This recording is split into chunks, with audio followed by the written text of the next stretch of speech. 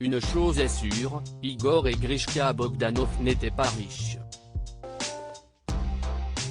Depuis l'annonce de leur mort en 6 jours d'intervalle entre le 28 décembre 2021 et le 3 janvier 2022, les révélations sur les deux scientifiques sont nombreuses.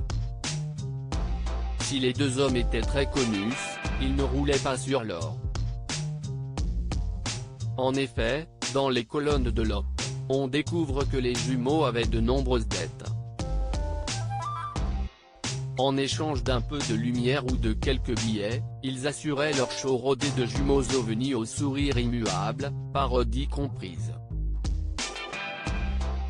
Disparu, l'hélicoptère avec lequel Igor était arrivé à Chambord, pour son mariage avec Amélie, de Bourbon-Parme, sa troisième épouse, note de la rédaction. En ruine, le château dans le Gers qu'il avait acheté avec son frère.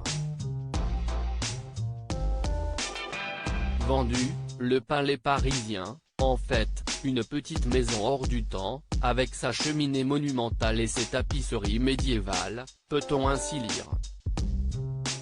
Pour avancer de telles informations, nos confrères se sont basés sur les déclarations de leur ami, Raphaël Enthoven. Ce dernier a assuré qu'Igor et Grishka Bogdanov étaient près de leur sou. Ils n'avaient pas, et même moins que pas, ils servaient à éponger les dettes, a-t-il ainsi affirmé.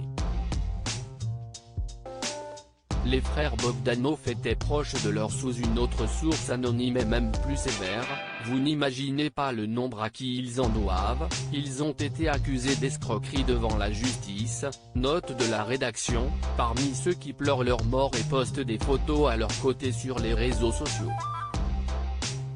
Des propos qui ne doivent pas plaire aux proches des célèbres frères qui sont morts à l'âge de 72 ans.